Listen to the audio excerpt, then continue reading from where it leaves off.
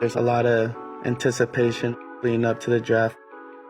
Some nerves are jumping, but my hopes is that I look the best there.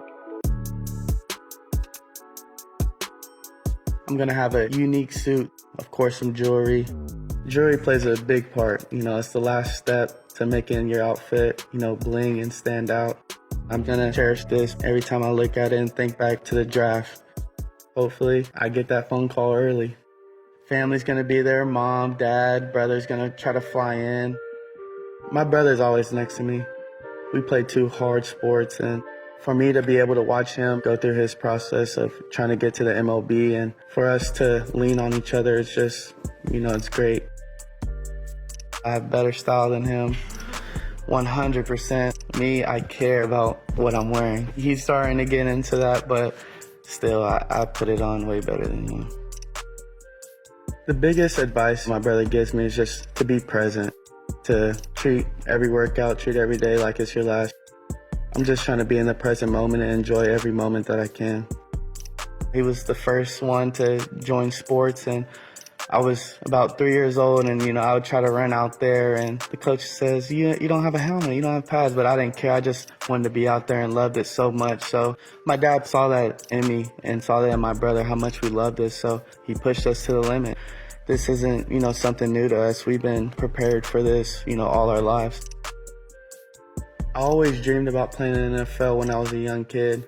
About high school, junior high school, something in me told me that I was gonna make it. Ohio State has definitely trained me to be an NFL player. This is what took me to the next level.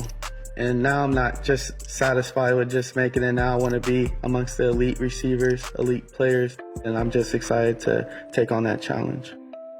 As a young kid, my dad, he taught me, if I put the work in, then I can achieve anything. Look people in the eye, be confident, hold your head high, be a leader. And, that's what my father instilled. I just try to carry that with me wherever I go. I like dressing nice and dressing up for the occasion. It just makes me feel good.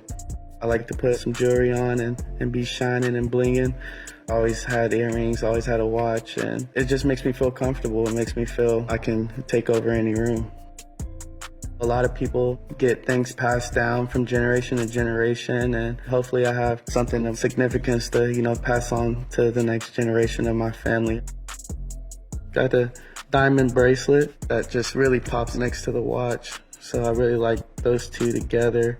A ring, I'm starting to turn into more of a ring guy. Getting ready to wear some of those Super Bowl rings. Right, I need a couple of them. And then of course a necklace, just to put everything together. I feel like I was made to play on this exact stage, on this exact moment.